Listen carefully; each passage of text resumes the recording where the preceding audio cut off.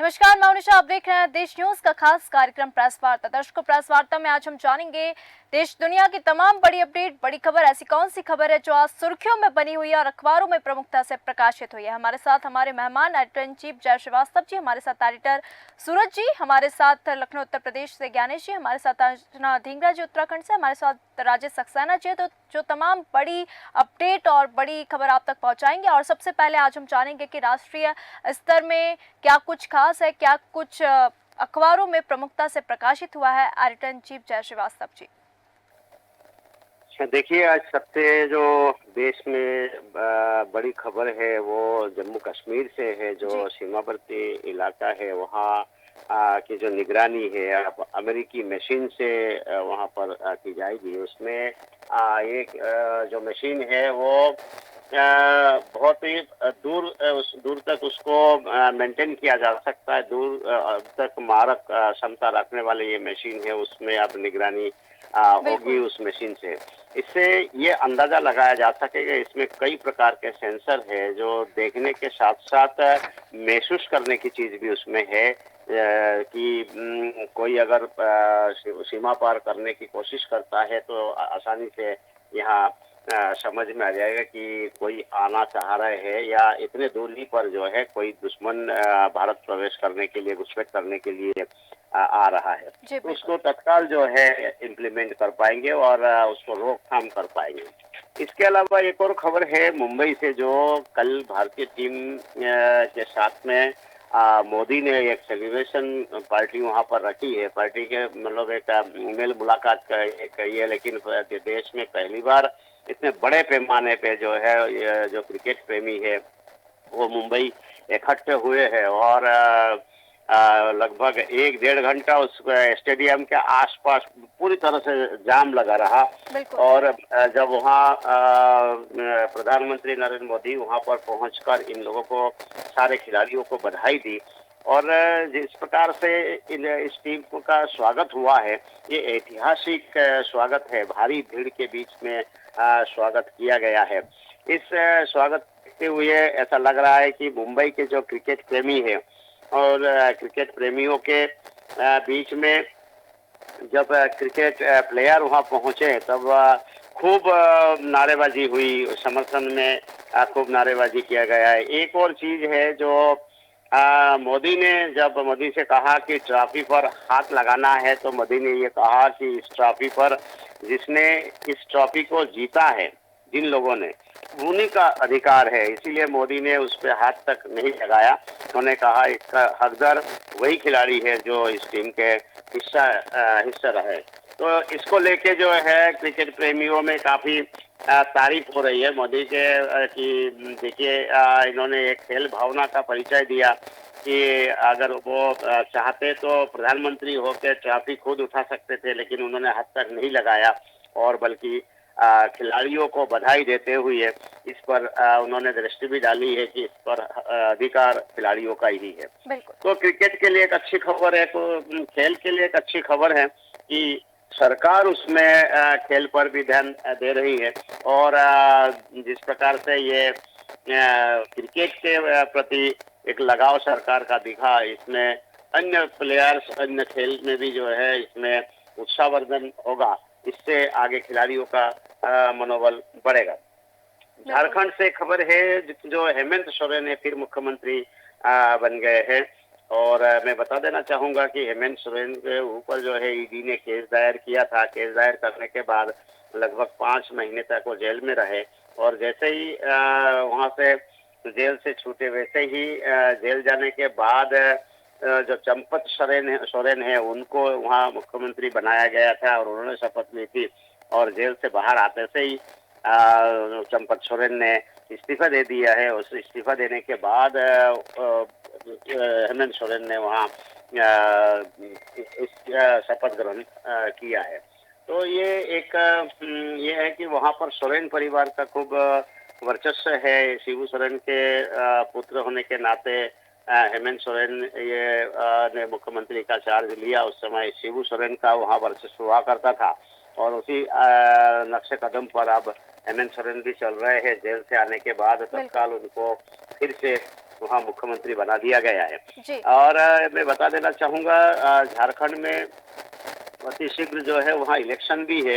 इस कारण से अभी वहाँ चुनावी माहौल में काम करना ज़रूरी है। इसी को देखते हुए ये निर्णय लिया गया है कि जो चंपत सोरेन है, इनके नाम से शायद ज़्यादा वोट नहीं मिलेगा, लेकिन जैसे ही ये हेमंत सोरेन का नाम आया है, वैसे ही एक उत्साह वहाँ पर उनके कार्यकर्ताओं में देखने को मिला है। बिल्कुल। जी, एक अंतिम खबर है जो मैं बता देना चाहूँगा कि जो हाथरस कांड में जितने लोग वहाँ पर मारे गए थे, उनके उनसे मिलने के लिए राहुल गांधी वहाँ पहुँचने वाले हैं आज। और 6 लोगों को गिरफ्तार किया गया है और जो मुखिया है उसमें मेन आरोपी है, वो उसके ऊपर इनाम रखा गया है और अति शीघ्र जो है वहाँ से कुछ ना कुछ बड़े जो कार्रवाई बड़ी कार्रवाई वहाँ होने की संभावना वहाँ पर है।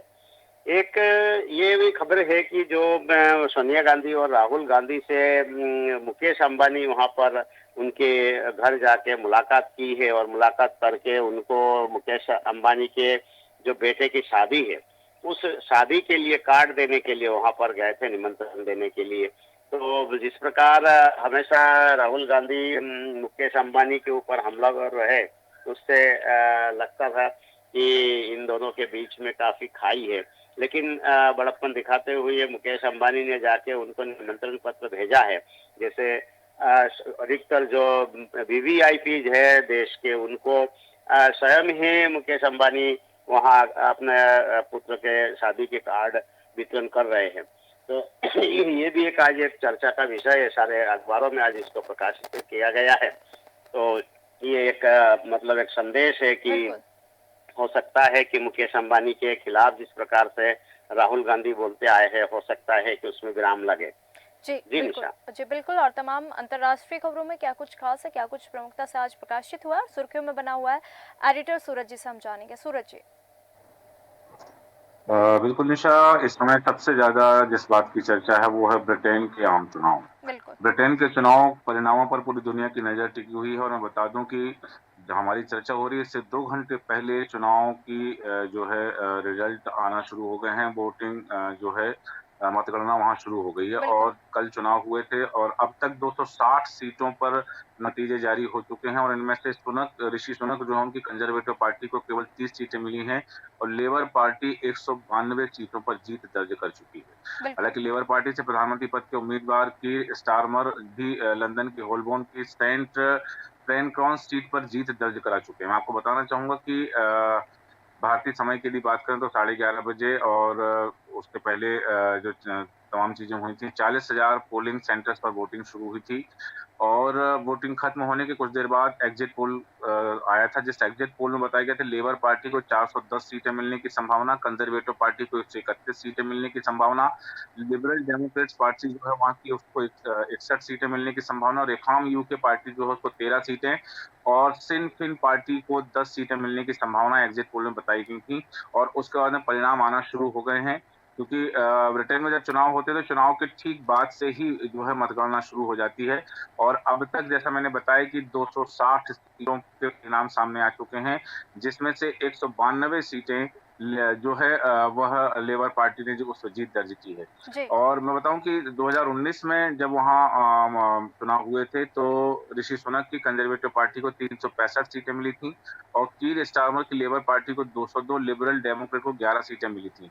और अभी ताजा खबर ये है कि कंजर्वेटिव पार्टी की जो पूर्व गृह मंत्री सुएरा ब्रैबरमैन रही हैं, वो चुनाव जीत चुकी हैं। तो इस तरह से वहाँ के चुनाव परिणाम सामने आ रहे हैं और बहुत जल्द लगभग दोपहर तक सारी स्थिति साफ हो जाएगी, 12 बजे तक, कि कौन सी पार्टी वहाँ सत्ता में आ रही है और ऋषि सुनक इस्तीफा देंगे या नहीं देंगे। क्योंकि जिस तरह से एग्जिट पोल में बताया गया है कि ऋषि सुनक को करारी हार मिलने वाली है बिल्कुल। और जो लेबर पार्टी है वह सत्ता में वापसी करने वाली है भारी बहुमत के साथ में।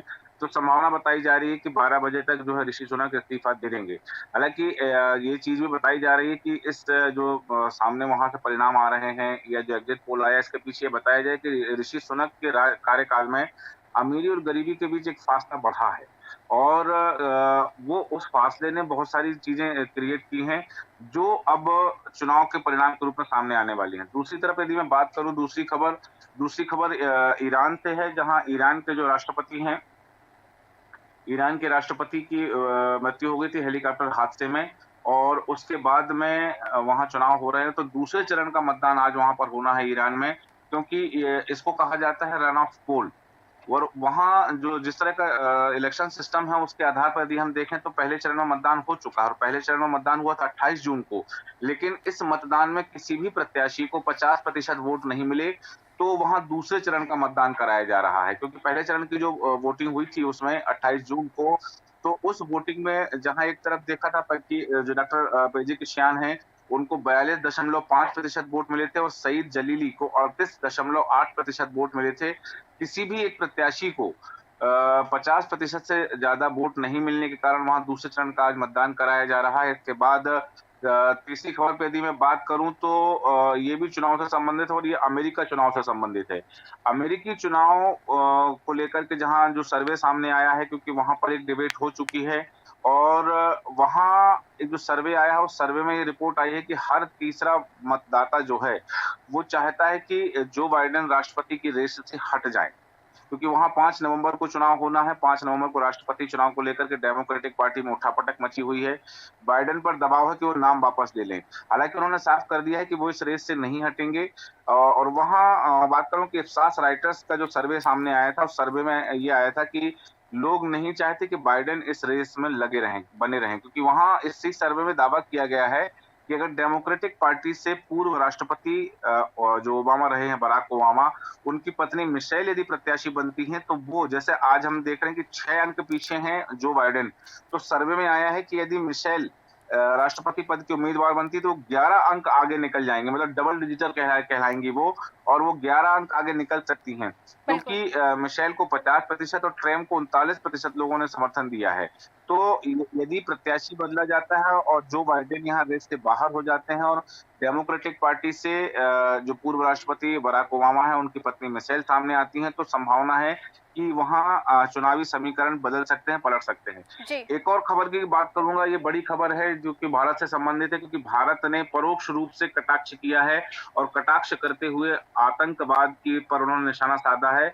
और एस जयशंकर प्रसाद जो हैं उन्होंने कहा है कि आतंकवाद को बेलगाम छोड़ दिया गया तो क्षेत्रीय और वैश्विक शांति के लिए ये बड़ा खतरा बन सकता है। मैं आपको बताऊं कि कजाकिस्तान की राजधानी अस्ताना में संघाई सहयोग संगठन जो है, एससीओ है, उसके राष्ट्र प्रमुख की परिषदों में जयशंकर ने अपने विचार रखे हैं और उन्होंने कहा है कि आतंकवाद से लड़ना हमारा मूल उद्देश्य है। इस सम्मेलन में उन्होंने कहा है कि हम में से कई लोगों के अपने अनुभव हैं जो अक्सर हमारी सीमाओं से परे सामने आते हैं।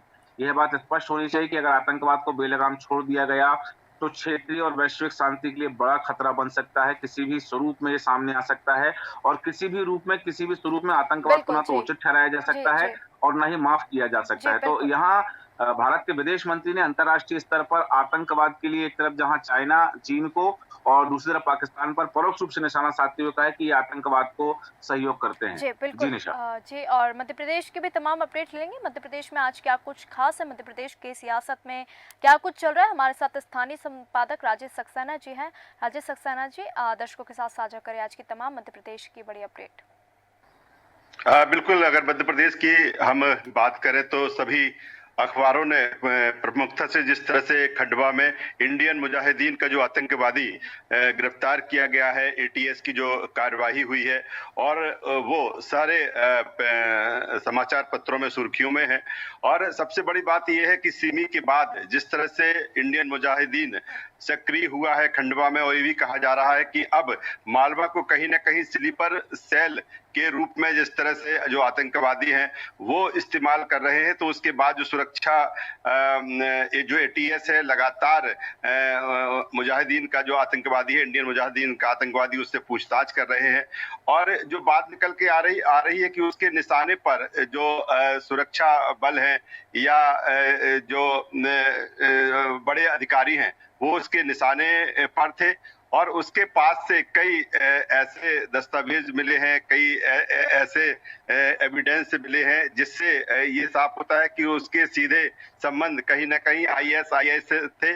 और इसी पर अब जो एटीएस है वो लगातार उससे पूछताछ कर रही है, और जो फैजान नाम का जो इंडियन मुजाहिदीन का आतंकवादी है, लगातार उससे पूछताछ की जा रही है। तो जिस तरह से मध्य प्रदेश में पहले एक सिमी का नेटवर्क डेवलप हुआ था, फिर जिस तरह से उसको ध्वस्त किया गया, लेकिन अब इंडियन मुजाहिदीन की जिस तरह से गतिविधियां मालवा क्षेत्र में बढ़ी हैं, खंडवा क्षेत्र में बढ़ी हैं, और उसी के बाद अब एटीएस पूरी तरीके से सक्रिय है और तमाम जो पूछताछ है, जो जानकारी है, उससे जुटाई जा रही है। क्योंकि जो 34 वर्षीय फैजान है, उससे गुरुवार सुबह उसको गिरफ्तार किया गया था और भारी मात्रा में आईएसआईएस व अन्य आतंकी संगठनों से संबंधित जो जिहादी साहित्य है, 4 मोबाइल फोन है, पिस्टल है, जिंदा कारतूस है, सिभी संगठन के सदस्यता फॉर्म भी जब्त किए गए थे। तो कहीं ना कहीं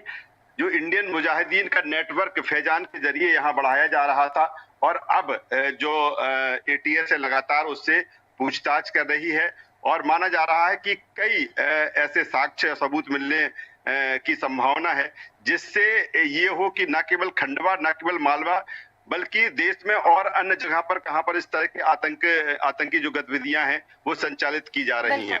इसके अलावा अगर दूसरी बात की जाए, लगातार जिस तरह से सत्र चल रहा है, मानसून सत्र चल रहा है मध्य प्रदेश विधानसभा का, आज 5वां दिन है सत्र का। कल तकरीबन 5 से 6 घंटे बजट पर जो चर्चा हुई, और आज भी तकरीबन 6 ऐसे विधेयक हैं जो आज सदन में लाए जाएंगे। सबसे बड़ा जो विधेयक है, लगातार खुले बोरवेल में जिस तरह से घटनाएं हो रही हैं, कई बच्चों की उसमें जाने गई हैं, जान जा चुकी है, और उसी के बाद अब प्रदेश सरकार एक इसको लेकर कानून लेकर आ रही है कि अगर किसी का भी जो बोरवेल है वो खुला पाया गया तो उस पर कार्रवाई होगी, और संबंधित जो अधिकारी है उसको उसके लिए जिम्मेदार ठहराया जाएगा। इसलिए आज एक महत्वपूर्ण विधेयक, जो 6 विधेयक आज सदन में पेश किए जाएंगे, उसमें एक विधेयक ये भी है। इसके साथ ही आज एक बड़ी खबर आधी आबादी के लिए भी है कि 14वीं जो किस्त है लाडली बहना योजना की, वो प्रदेश सरकार आज जारी करने वाली है। 1250 रुपए की जो किस्त है वो आज सरकार जारी करेगी। हालांकि जिस तरह से ये संभावना जताई जा रही थी पहले कि लाडली बहना योजना में जो राशि बढ़ाई जाएगी, जिस तरह से कहा गया था कि 1250 से लेकर उसको धीरे धीरे जाके 3000 तक पहुंचाया जाएगा, लेकिन जिस तरह से बजट आया है उसमें अब और राशि बढ़ाए जाने का कोई उसमें बजट नहीं है, प्रावधान नहीं है। लेकिन इतना जरूर है कि जो 1250 रुपए की राशि है वो लगातार लाडली बहनों के खातों में जाती रहेंगी। इसके अलावा खंडवा के अलावा जिस तरह से अगर हम बड़ी खबर की बात करें तो अमरवाड़ा चुनाव को लेकर है। आज मुख्यमंत्री डॉक्टर मोहन यादव आज उस उपचुनाव में वहां पर हुंकार भरेंगे, कई चुनावी सभाओं को वहां पर संबोधित करेंगे। और जिस तरह से भले एक सीट पर उपचुनाव होने जा रहा है मध्य प्रदेश में, छिंदवाड़ा की जो अमरवाड़ा सीट है, लेकिन कहीं ना कहीं चाहे वो भारतीय जनता पार्टी हो चाहे कांग्रेस हो, दोनों के लिए ये सीट काफी अहम है, और यही कारण है कि दोनों पार्टियां पूरा जोर इस चुनाव में लगा रही हैं। तो आज की ये भी एक बड़ी खबर है जो सुर्खियों में है। जी बिल्कुल। और तमाम लखनऊ ब्यूरो से हमारे साथ ज्ञानेश जी, लखनऊ उत्तर प्रदेश की तमाम बड़ी अपडेट हम ज्ञानेश जी से जानेंगे। ज्ञानेश जी। निशा, मैं आपको बताऊंगा कि मुख्यमंत्री योगी आदित्यनाथ का 2 दिवसीय दौरा है, और वो आज सुबह 11 बजे जो है बस्ती जाएंगे, और 11 बजे बस्ती पुलिस लाइन पहुंचेंगे और मंडलायुक्त कार्यालय में मंडलीय समीक्षा बैठक करेंगे। बस्ती, संत कबीर नगर, सिद्धार्थ नगर के अधिकारी वहां पर मौजूद रहेंगे और तीनों जिलों की महत्वपूर्ण योजनाओं की समीक्षा करेंगे, और बैठक के बाद में पार्टी पदाधिकारियों से भी मुलाकात करेंगे। उसके बाद में 4 बजे गोरखपुर पहुंचेंगे और गोरखपुर में नवनिर्मित अन्नपूर्णा हॉस्पिटल का उद्घाटन करेंगे। हनुमान प्रसाद कैंसर हॉस्पिटल में समारोह में सम्मिलित होंगे योगी आदित्यनाथ। वहीं कैंसर के नए उपकरण का भी सीएम योगी आदित्यनाथ उद्घाटन करेंगे, और 6 जुलाई को सुबह मंदिर में पूजा अर्चना करेंगे, और गौ सेवा ग्रामीण विधानसभा के लैसडी बंदा का करेंगे निरीक्षण। वहीं निशा बता दूं कि ब्यूरो क्रेडिट से खबर है कि एसीएस अनिल कुमार सेकंड 1990 नवासी को सदस्य बोर्ड ऑफ रेवेन्यू का अतिरिक्त चार्ज दिया गया है। वहीं मैं अगली खबर पे ध्यान दूंगा कि सीबीआई ने 50,000 रुपए की रिश्वतखोरी के मामले में एनएचएआई गोरखपुर के परियोजना निदेशक के निजी सहायक सहित 3 आरोपियों को गिरफ्तार किया है, जिनका नाम है विजेंद्र सिंह। ये एनएचआई गोरखपुर के परियोजना निदेशक के निजी सहायक है। वहीं जय प्रताप सिंह चौहान उप प्रबंधक एनएचआई आर ओ वाराणसी है और मुकेश कुमार अधिकारी सहायक संविदा कर्मचारी एनएचआई आर ओ वाराणसी है। और अगली खबर पर ध्यान देना चाहेंगे निशा की नेता विपक्ष जो है राहुल गांधी वो अलीगढ़ पहुंचे हैं और अकबरा क्षेत्र के पिलखाना गांव में राहुल गांधी पहुंचे हैं। हाथरस में जो घटना हुई है उनके घर वालों से मिलने पहुंचे, मृतका के परिवार वालों से मिलने पहुंचे हैं राहुल गांधी। ये जो जनपद हाथरस में सत्संग के दौरान मची भगदड़ में दुर्घटना में पीड़ित परिवारजनों से मिलने पहुंचे राहुल गांधी और पीड़ित से मिलकर ढाढ़स बंधाया और हर संभव मदद के लिए उन्होंने आश्वासन दिया है। जी बिल्कुल निशा जी, और तमाम उत्तराखंड की भी अपडेट ले लेंगे। हमारे साथ उत्तराखंड ब्यूरो से अर्चना जी, हरिद्वार ब्यूरो से। अर्चना जी, तमाम आज की बड़ी अपडेट क्या सामने आ रही है हरिद्वार उत्तराखंड से, दर्शकों के साथ साझा करें। जी बिल्कुल, मैं आपको बताना चाहूंगी कि पुष्कर सिंह धामी जो हमारे मुख्यमंत्री हैं, उनको आज 3 वर्ष पूरे हो गए हैं। उन्होंने सरकार का और जनता का बहुत बहुत आभार व्यक्त किया है कि कोई भी उत्तराखंड राज्य बनने के बाद ये राजनीतिक दल का कोई दूसरा ऐसा रहा है कि दूसरी बार स्थान में उतरा हुआ है और लगातार बना हुआ है। और यही नहीं, पुष्कर सिंह धामी का कहना है कि हम उत्तराखंड को हिंदुस्तान का सर्वश्रेष्ठ और बहुत सुंदर राज्य बनाएंगे। वहीं आपको बता दें निशा जी कि बारिश का दौर चल रहा है, मानसून बहुत आ गया है। 6 दिन पहले आया मानसून। ऊपर की दिशा में बहुत ज्यादा बारिश हो रही है, जिसके कारण गिराव भी हो रहे हैं, दलदल भी बढ़ रहे हैं और बादल भी फटने की संभावना रहती है और यहाँ बादल भी फट जाते हैं। और गांव में कई जगह व्यवस्थाएं सुचारू रूप से न होने के कारण लोग अस्त व्यस्त नजर आ रहे हैं यहाँ पर। और आपको बताना चाहूंगी वहीं विपक्षी लोग जो हैं, जैसे कांग्रेस के लोग हैं, आपको बताना चाहूंगी ज्योति रतौला जी ने कल एक कॉन्फ्रेंस भी किया और निकाला, प्रदर्शन भी किया कि राज्य सरकार जो है वो ढंग से महिलाओं के लिए कुछ भी यहाँ पे नहीं कर रही है। महिलाएं यहाँ सेफ नहीं है, बच्चे यहाँ सेफ नहीं है। कई ऐसी घटना और दुर्घटनाएं हो चुकी हैं जहां राज्य सरकार को कोसा जा रहा है, लेकिन देखा जाए कहीं ना कहीं राज्य सरकार अपना काम बाखूबी निभा रहा है। और आज यही मंगलौर विधानसभा चुनाव हो रहा है, जिसपे आज पुष्कर सिंह धामी जी स्वयं आ रहे हैं जनता से रूबरू होने। और आपको बताना चाहूंगी निशा जी कि यहाँ पर उत्तराखंड की जब बात करें, उत्तराखंड एक पर्यटक के लिए बहुत अच्छी जगह है और यहाँ 4 धाम यात्रा होता है। देव नगरी है, जिसको कहते हैं देव स्थान, देव नगरी माना जाता है। वहीं पुष्कर सिंह धामी का कहना है कि हमें एक मुख्य रूप से यहाँ पे देव स्थान में मुखिया बनाया गया है, तो हम इनको पूरे कार्य को नकल रहित करेंगे। जहाँ लोगों को नकल होते रहते हैं तो वहाँ हम नकल रहित करेंगे। भू माफिया यहाँ पे बहुत है तो उनसे मुक्त करवाएंगे। खनन माफिया बहुत है तो हम उनको मुक्त करवाएंगे। लेकिन ऐसा कहीं ना कहीं देखने को मिलता है कि कहीं ना कहीं राज्य सरकार की तो नहीं, लेकिन कहीं अधिकारियों की कमियां नजर आती दिखाई देती हैं। यहाँ पे आपको बताना चाहूंगी कि मसूरी घूमने आए यहाँ पे पर्यटक जो है, खाई कहीं ना कहीं सड़कों का बाधा पड़ता रहता है और कहीं ना कहीं गाड़ियां खाई में गिर जाती हैं। तो यही नहीं, प्रशासन की तरह भी पूरी वो की जाती है और लोगों को बचाव कार्य किए जाते हैं। अभी घायल हुए व्यक्तियों को भी तुरंत पास के ही हॉस्पिटल में एडमिट भी कराया गया और वहाँ पे अभी सब सुरक्षित है जी। और बताना चाहूंगी आपको, यहीं पे आपको मंगलोर जो विधानसभा है, यहाँ पे इस समय घमासान हो रही है, जहाँ टक्कर में उतरे हुए हैं बीजेपी और कांग्रेस। देखना अब ये है कि जहां बाहर से आए हुए करतार सिंह बडाना जो हमारे क्षेत्र में उतरे हुए हैं और वहीं कांग्रेस के नेता जो काजी निजामुद्दीन है, उनका कहना है कि बाहर का मुखिया जब यहाँ बनेगा हमारे मंगलोर में, तो जनता उनको ढूंढने कहाँ जाएगी। अगर जनता का यहाँ पे कोई कार्य पड़ता है तो कई ऐसे मामले बडाना जी के ऊपर शामिल हो रहे हैं कि वो वहाँ पे जीतने के बाद वहां से गायब हो जाते हैं और वहाँ पता नहीं लगता, जनता परेशान रहती है। जी निशा जी। जी बिल्कुल, बहुत बहुत धन्यवाद अर्चना जी, तमाम हरिद्वार की अपडेट दर्शकों के साथ साझा करने के लिए। हमारे साथ एडिटर इन चीफ जय श्रीवास्तव थे, जिन्होंने तमाम राष्ट्रीय स्तर की अपडेट आप तक पहुंचाई। हमारे साथ एडिटर सूरज जी थे, जिन्होंने तमाम अंतर्राष्ट्रीय खबरों में क्या कुछ खास था वो बताया। मध्य प्रदेश की सियासत में क्या चल रहा है, मध्य प्रदेश में क्या कुछ खास था, हमारे स्थानीय संपादक राजेश सक्सेना जी ने आप तक सारी अपडेट साझा की। हमारे साथ लखनऊ उत्तर प्रदेश से ज्ञानेश जी थे, जिन्होंने तमाम लखनऊ उत्तर प्रदेश की अपडेट साझा की। तो दर्शकों, प्रेस वार्ता में आज हमने जाना देश दुनिया की तमाम बड़ी अपडेट, बड़ी खबर, ऐसी कौन सी खबर थी जो आज सुर्खियों में थी और अखबारों में प्रमुखता से प्रकाशित हुई थी। प्रेस वार्ता में फिर मिलेंगे नई खबरों के साथ, नए मेहमानों के साथ। बने रहिए देश न्यूज के साथ। नमस्कार।